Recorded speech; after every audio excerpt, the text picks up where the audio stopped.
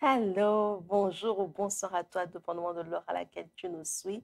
Mon nom est Ariane Kisanga et bienvenue sur notre émission Le Partage avec Alpha Ministries. Un bonjour spécial aussi à toi qui nous suis sur les réseaux sociaux, que ce soit YouTube ou Facebook, et à toi qui nous suis à travers New de télévision sur Canal+, la chaîne 356. Alors, as-tu créé de l'espace pour Dieu? Créer de l'espace pour Dieu, c'est un acte intentionnel.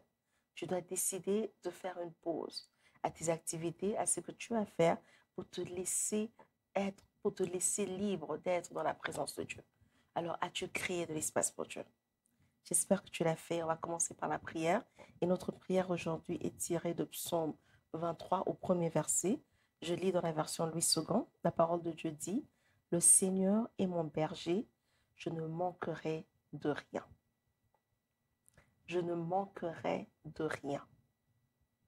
Le Seigneur est mon berger et je ne manquerai de rien. Ça veut dire qu'il n'y a rien que tu peux avoir besoin que Dieu ne peut pas pourvoir pour toi. Alors tu vas te joindre à moi et ensemble on va prier. Nous allons dire merci au Seigneur pour ses provisions dans nos vies.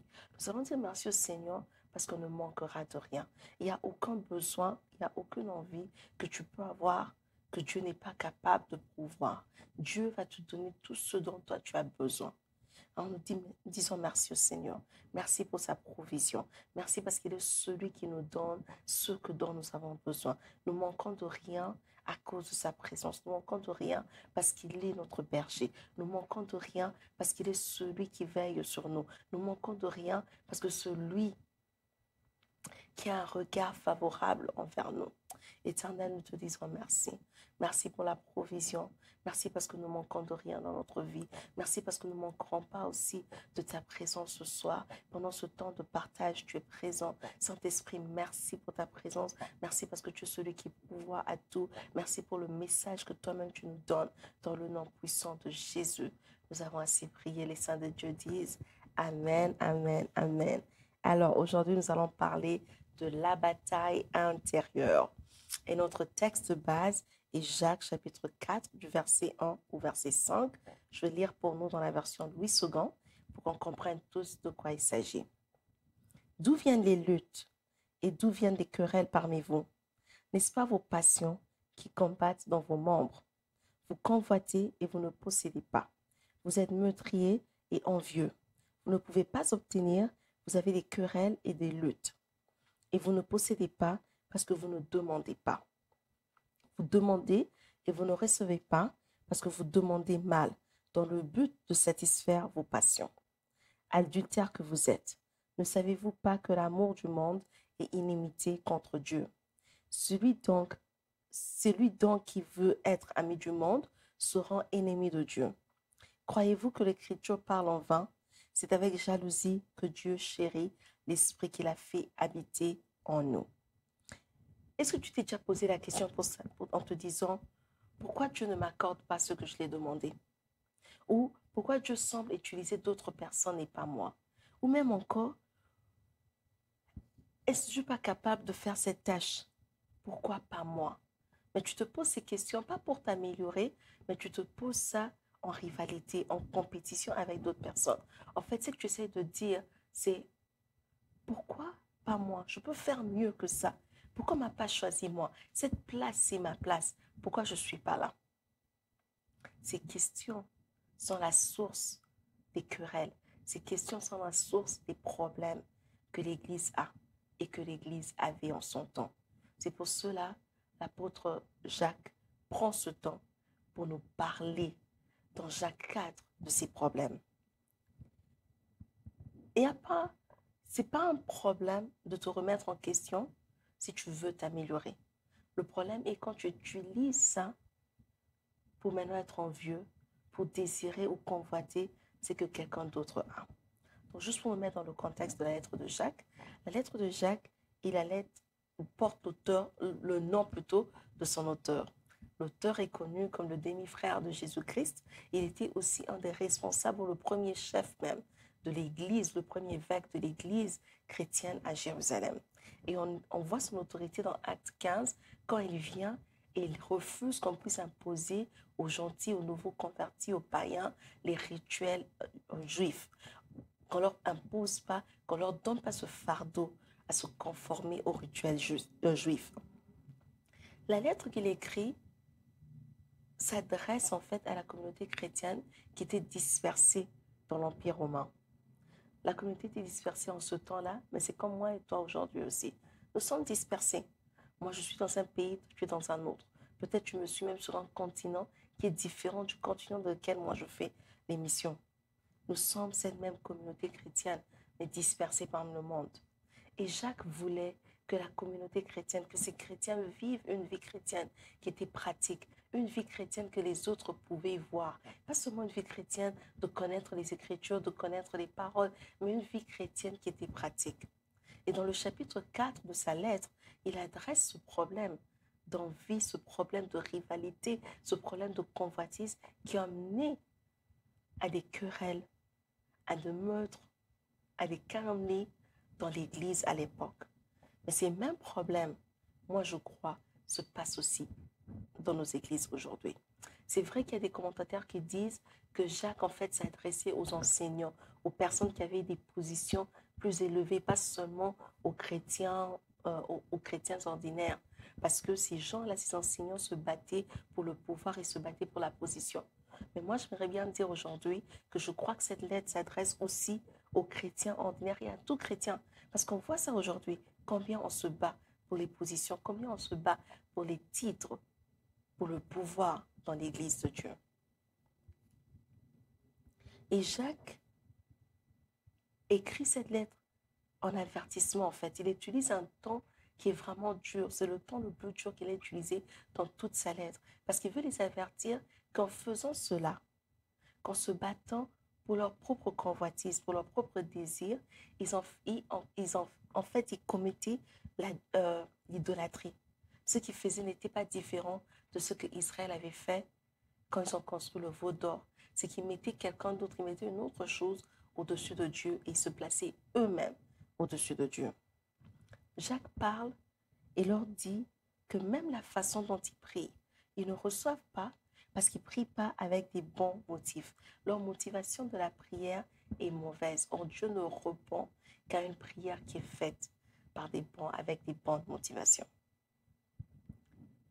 Le texte principal ou la portion de texte qu'on a choisi aujourd'hui commence par une question rhétorique. Donc, Jacques, en fait, ne s'attend pas à ce que tu donnes une réponse parce que lui-même donne la réponse. Il donne la réponse des origines de ces querelles, de ce problème qui se trouve entre les chrétiens. Et il dit que ce sont les passions. C'est les passions, les désirs qui se battent à l'intérieur des chrétiens. Quels sont les désirs qui y a à l'intérieur de toi? Quelles sont tes passions? Et à quel niveau tu es capable d'aller pour les satisfaire? Et au cas où ces désirs ne sont pas satisfaits, qu'est-ce que tu es capable de faire? Les chrétiens à l'époque étaient capables de tuer. Ils se querellaient, ils se battaient pour ces choses que eux convoitisaient. Mais moi, je voudrais dire, pas seulement ces chrétiens-là, mais même aujourd'hui, on fait la même chose. Et notre verset, ou notre portion d'écriture se termine avec le verset 5, où Jacques déclare que l'Esprit de Dieu qui habite en nous est un esprit jaloux. Cela montre que la bataille qui se passe à l'intérieur de nous, ce combat qu'il y a à l'intérieur de nous, n'est pas seulement un combat comme ça en vain. C'est un combat en fait entre notre esprit, notre volonté et la volonté de Dieu. Et ça s'extériorise par les querelles, par les tueries, par les bagarres dans notre communauté. Mais en fait, c'est nous qui nous battons nous-mêmes contre ce que Dieu veut pour nous. L'écriture, ou bien le passage d'écriture qu'on a choisi aujourd'hui, contient quelques mots que je pense que c'est mieux de définir avant qu'on continue. Premièrement, on parle de la passion. J'ai lu dans Louis II. Louis II parle de nos passions. Mais Alfred Cohen, lui, dans La Parole vivante, il parle des désirs égoïstes. Même chose avec la Bible de Semeur, qui parle aussi de désirs égoïstes. Pourquoi? Parce que cela met l'accent pas seulement au sentiment pour montrer combien le sentiment est mauvais, mais aussi le but. Le but, c'est mes désirs à moi. C'est moi. C'est des désirs égoïstes. Donc, c'est pour que moi, je sois satisfaite. C'est pour que moi, je puisse être contente, moi, la personne, et non pas Dieu. Dans le Nouveau Testament, quand on parle de désirs égoïstes ou des passions ou des plaisirs, ça n'a pas tout le temps une connotation positive. En fait, c'est des choses, c'est des sentiments qui ont des connotations, des répercussions qui sont négatives spirituellement. Alors, la version anglaise utilise un mot plus fort. Elle parle de cravings. Cravings, on peut dire, sont des envies. Donc, c'est un désir que tu as qui est vraiment fort et tu te dis, si je n'arrive pas à satisfaire ça maintenant, je ne veux pas vivre. Le bon exemple pour ça, c'est une femme enceinte. Quand une femme est enceinte, elle désire quelque chose, elle a une envie et cette envie est tellement profonde que des fois, les gens qui habitent avec elle, que ce soit son mari, que ce soit sa soeur ou quoi, doivent prendre le risque des fois de sortir la nuit pour emmener cette histoire que la femme enceinte a envie. Et dès qu'elle a ça, elle mange un tout petit peu, elle est satisfaite. Mais il y a eu le risque que quelqu'un a couru. Alors quand on parle des désirs égoïstes, on parle de ces sentiments-là qui sont tellement forts que tu es capable d'aller à des extrêmes négatifs pour les satisfaire. Et en plus, il y a le mot tuer. Le mot tuer ici ne se réfère pas à un meurtre ou à éliminer une personne physiquement. Mais le mot tuer réfère à blesser, se réfère plutôt à blesser quelqu'un, que ce soit verbalement ou dans la société. Dans Matthieu 5, versets 21 à 26, on voit que si tu haïs quelqu'un, si tu insultes une personne, si tu l'appelles, je pense dans la version Louis II, ça dit si tu utilises le mot imbécile envers une autre personne, tu es en train de tuer cette personne. Donc, ce n'est pas seulement commettre un meurtre, mais c'est diminuer aussi la personne au niveau social. Et dans 1 Jean 3, verset 15, on compare ça à la haine. Si tu haïs ton frère ou ta sœur, c'est la même chose que les tuer. Alors, quand tu regardes ces mots, tu te dis des mots si négatifs, des mots si méchants. Pourquoi on les retrouve au milieu des chrétiens? Des personnes qui sont supposées aspirer, des personnes qui sont supposées travailler à être transformées à l'image de Christ même. Tout simplement parce que nos motivations sont mauvaises. Parce que dans la prière, comme dans nos actes, nous sommes égoïstes. Parce que nous voulons des choses seulement pour satisfaire nos propres besoins. Or, Dieu, lui, ne répond qu'aux prières qui sont faites avec des bonnes motivations. Le combat à l'intérieur, si l'Esprit de Dieu habite en nous, et que comme le verset 5 dit, c'est un esprit jaloux, ça veut dire que la bataille qu'on a à l'intérieur de nous, c'est la bataille entre notre volonté et la volonté de Dieu pour nos vies. C'est une bataille morale entre faire ce qui est bien et faire ce qui va te satisfaire toi-même personnellement. Pour rendre tout ça plus clair, je donne un exemple. Dieu t'appelle. Je te dis, je t'appelle à mon service. Je veux que tu sois médecin, ou je veux que tu sois enseignant à l'église, je veux que tu sois pasteur, je veux que tu sois intercesseur. Il te fait connaître sa volonté pour ta vie. Tu as le choix d'obéir à cette volonté-là directement, de retarder ton obéissance, ou alors de refuser d'y obéir. Le choix est sien. Mais il y a d'autres personnes dans nos églises locales, comme aussi dans le corps de Christ, qui décident d'obéir directement à la volonté de Dieu et se conforment à ce que Dieu veut pour eux et commencent à travailler pour accomplir le dessein de Dieu pour leur vie. Et c'est là où il y a le problème. Parce que plus les années passent, ces personnes-là qui ont accepté de faire la volonté de Dieu directement, on leur voit maintenant être promus. On leur voit avancer. On leur voit être utilisés par Dieu. On leur voit faire des exploits avec Dieu. Et puis on se souvient que nous aussi, on avait une parole semblable. Que nous aussi, on avait une parole qui était semblable à celle-là. Que Dieu aussi avait promis de faire de nous des grandes personnes. Dieu avait promis de nous promouvoir aussi. Dieu avait promis de nous utiliser, mais n'est pas en train de le faire. Non pas parce que Dieu ne veut pas le faire, mais parce que nous avons décidé de retarder ou de ne pas se conformer à la volonté de Dieu. À l'intérieur de nous, l'envie commence à monter. À l'intérieur de nous, la convoitise commence à monter. À l'intérieur de nous, la jalousie commence à monter. On n'est plus content de cette personne. Maintenant, on en veut à cette personne-là, en oubliant que la décision au début était la nôtre. Alors, au lieu d'approcher le trône de grâce, au lieu de venir devant Dieu avec humilité, repentance, pour demander au Seigneur de nous accorder une autre occasion, pour demander au Seigneur de nous donner une autre occasion pour bien faire les choses. On approche le trône de Dieu avec envie, avec jalousie. On approche le trône de Dieu pour demander au Seigneur de nous accorder ces choses. Pas pour sa gloire, mais pour qu'on puisse se vanter. Pas pour sa gloire, mais pour qu'on puisse être en rivalité avec la personne qui a déjà. Pas pour sa gloire, mais pour qu'on puisse montrer que nous, on est mieux que l'autre personne. Que c'est notre position à nous d'être et non pas à cette personne-là. Mais malheureusement, vu que nos motivations ne sont pas bonnes, Dieu ne répond pas à ses prières. Et quand la prière n'a pas de réponse, la frustration naît. Quand la prière n'a pas de réponse, la colère naît. Et cette colère nous emmène à nous entretuer. Pas physiquement, pas par de meurtre, mais par 5 autres façons. Premièrement, par la calomnie. On commence avec des commérages. On commence à dire du mal les uns des autres pour détruire la réputation de la personne qu'on pense avoir pris notre place. Deuxièmement, un manque de participation. On refuse de participer à des activités où ce n'est pas nous qui dirigeons. On refuse de participer à des activités où c'est l'autre personne qui est en train de diriger parce qu'on se dit que ça devrait être moi. Pourquoi moi, je n'ai pas été choisi? Alors, comme moi, je n'ai pas été choisi, comme ce n'est pas moi qui le fais, je ne vais pas y participer. Troisième, la négligence et la destruction. On néglige le travail de l'autre. Que ce soit notre frère ou notre soeur, et on détruit ce que la personne essaye de construire.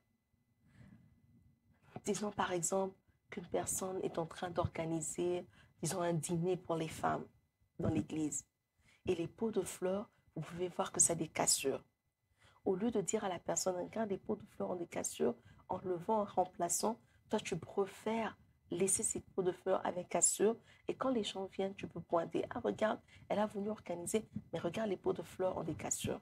C'est ça qu'on appelle négliger et détruire l'œuvre de l'autre. Et le manque d'intercession, qui est le 4e point. Dieu nous appelle à être des personnes, des gardiens de nos frères, de nos sœurs. Ça veut dire que même quand ce n'est pas moi qui organise quelque chose, vu que c'est ma sœur qui va le faire, ou c'est mon frère qui va le faire, je dois me tenir à la brèche pour assurer le succès, pour demander la main de Dieu sur cette affaire-là. Mais quand on est jaloux, quand on a l'envie en nous, quand on a la convoitise en nous, et que ça change en colère, on ne sait plus intercéder pour les autres. Et cela emmène de tueries entre nous.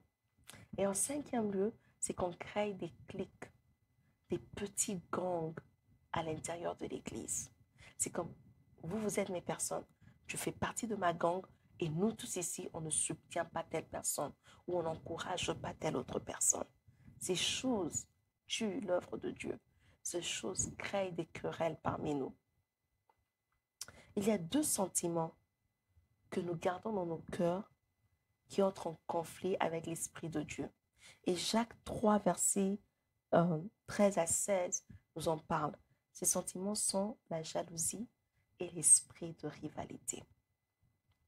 La jalousie nous empêche de nous réjouir du succès de l'autre, de ton frère et de ta sœur. La jalousie fait naître la colère. Et la colère amène au meurtre. Quand Caïn a démontré qu'il était en colère, qu'il n'était pas content, parce que Dieu avait agréé l'offrande d'Abel, Dieu a vu cela. Et Dieu avait compris que cette colère-là allait l'emmener à commettre un meurtre. Il a dit à Caïn, dans Genèse 4, verset 7, « Domine-le ». Le, là, faisait référence au péché. Le faisait référence à cette colère qui allait l'emmener à commettre un meurtre. Dieu a dit, domine dessus. Ne te laisse pas emporter par ce sentiment-là, parce que ça va t'emmener à un plus grand péché. De la même façon aujourd'hui dans l'Église, quand tu vois que l'autre personne est en train de faire mieux ce que toi tu penses que tu devrais faire, ou l'autre personne fait ce que toi tu crois être appelé à faire, domine le sentiment de la colère qui monte en toi, domine le sentiment de la jalousie qui monte en toi, domine cet esprit de rivalité qui monte en toi. Parce que l'esprit de rivalité se manifeste aussi quand on a des ambitions égoïstes. On pratique l'ambition égoïste quand c'est moi, je me choisis moi. Dieu dit quelque chose, non, je veux faire ma volonté à moi. Fais ceci, non, je veux choisir ce que moi je veux. Et tu ne choisis pas l'esprit de Dieu. L'Éternel appelle cela aussi adultère, comme on voit dans Jacques 4, verset 4. Quand on choisit le monde ici te représente mes sentiments, représente tes sentiments. Chaque fois qu'on choisit le monde, on se fait ami au monde, mais on devient ennemi de Dieu. On commet en fait le même péché que Israël a commis dans Exode 32. On devient ce veau d'or. On adore une autre chose, on adore quelqu'un d'autre à part Dieu. Or, il est clair dans Exode 20, 3 à 5 que tu n'auras pas d'autre Dieu devant lui. Alors, comment faire pour gagner cette bataille qui se passe à l'intérieur de nous? 4 choses pratiques. Premièrement, c'est de chercher ce que Dieu t'a appelé à faire. Chacun de nous a un appel spécifique pour sa vie. Chacun de nous, Dieu a placé des choses à l'intérieur de nous pour arriver à ce à quoi lui rêve pour nos vies. Mais c'est de notre devoir de chercher cela. Un prophète, un pasteur, une sœur, un frère peut venir confirmer cet appel, mais il ne va pas se mettre à chercher la volonté de Dieu pour ta vie. C'est à toi de chercher cela.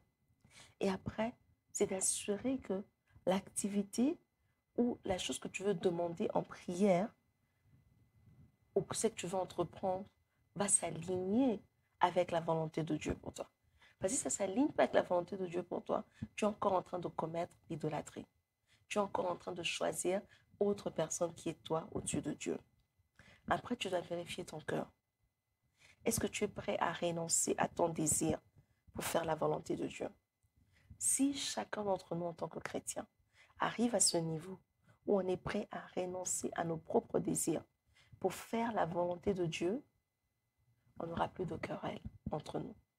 On n'aura plus de meurtre entre nous. On n'aura plus de combat entre nous. Parce qu'on ne vivra plus pour nous-mêmes, mais on vivra pour Dieu. Vérifie aussi ton cœur quand il s'agit de la promotion, des cadeaux ou des applaudissements que l'autre personne reçoit. Est-ce que tu encourages ou est-ce que tu te dis ça devrait être moi? Et en dernier lieu, quand tu es en train de faire quelque chose en attendant, disons que tu n'as peut-être pas l'appel pour enseigner l'école de dimanche, mais c'est une nouvelle église et il n'y a personne pour enseigner l'école de dimanche et toi tu prends cette place, tu commences à enseigner l'école de dimanche. Est-ce que tu as le cœur de te dire que quand une autre personne viendra, qui a cet appel, qui est équipé pour enseigner l'école de dimanche, que tu es capable de lui laisser la place? Laisser cette personne exercer son ministère sans avoir de rancune à l'intérieur de toi. C'est à ce niveau-là que Dieu nous attend. Dieu nous attend au niveau où on peut s'applaudir. Dieu nous attend au niveau où on peut choisir sa volonté au-dessus de la nôtre tous les jours. La vraie bataille n'est pas entre nous, frères et sœurs. Non. La vraie bataille se trouve à l'intérieur de nous. Si moi, je choisis la volonté de Dieu au-dessus de ma propre volonté, si toi, tu choisis la volonté de Dieu au-dessus de ta propre volonté, on pourra vivre en harmonie. Mais si seulement un d'entre nous décide de choisir sa volonté au-dessus de celle de Dieu, les querelles ne cesseront pas. Les combats, les bagarres, les tueries entre nous ne cesseront pas. Dieu ne répond qu'aux prières qui ont été faites ou qui sont faites avec des bonnes motivations. Si tu fais une prière avec une motivation qui n'est pas bonne, c'est de la même chose ou c'est équivaut au même ou c'est semblable à ne pas faire la prière du tout. Inclinons nos têtes dans la prière. On va commencer par demander à Dieu pardon. Tu vas te repentir pour t'avoir choisi au lieu de choisir la volonté de Dieu. Tu vas te repentir pour t'avoir choisi tes désirs, choisi tes plaisirs à toi au lieu de voix de Dieu. Et puis après, tu vas demander au Saint-Esprit de te parler, de te montrer exactement quelle est la volonté de Dieu pour toi, quel est l'appel de Dieu sur ta vie. Père, nous venons devant ton trône aujourd'hui, pour te demander pardon. Seigneur, nous venons te demander pardon parce que nous nous sommes choisis nous-mêmes au lieu de te choisir. Nous te demandons pardon, Seigneur, parce qu'on a choisi notre volonté au lieu de choisir la tienne, Seigneur. Yahweh, pardonne-nous pour chaque fois que nous nous sommes choisis nous-mêmes au lieu de toi. Pardonne-nous pour chaque fois que nous avons attristé le Saint-Esprit que tu as mis en nous. Éternel, nous venons te demander pardon. Saint-Esprit, en même temps, viens pour te demander de nous parler. Montre-nous. C'est toi qui as reçu ce mandat de nous montrer ce que Dieu attend de nos vies. Saint-Esprit, montre-nous quel est l'appel, quelle est l'attente, quel est le dessein de Dieu pour nous. Et donne-nous aussi la force et le courage d'y parvenir. Dans le nom puissant de Jésus, nous avons ainsi prié. Les saints de Dieu disent Amen, Amen, Amen. Je prie que cette parole t'a béni. Merci d'avoir pris le temps de suivre cette émission, le partage avec Alpha Ministries sur notre télévision et sur les réseaux sociaux, ainsi que sur Canal+, la chaîne 356. Comme je dis toujours, créer de l'espace pour Dieu, c'est inviter ta voisine ou ton voisin, si tu as suivi à la télé, et leur dire que la semaine prochaine, à la même heure, sur notre télévision, il y a encore Alpha Ministries avec un autre épisode du partage. Mais si tu as suivi sur les réseaux sociaux, il faut souscrire, partager et inviter d'autres personnes aussi à s'abonner à la page. Et je sais qu'on se voit la semaine prochaine. Rappelle-toi de toujours créer de l'espace pour Dieu.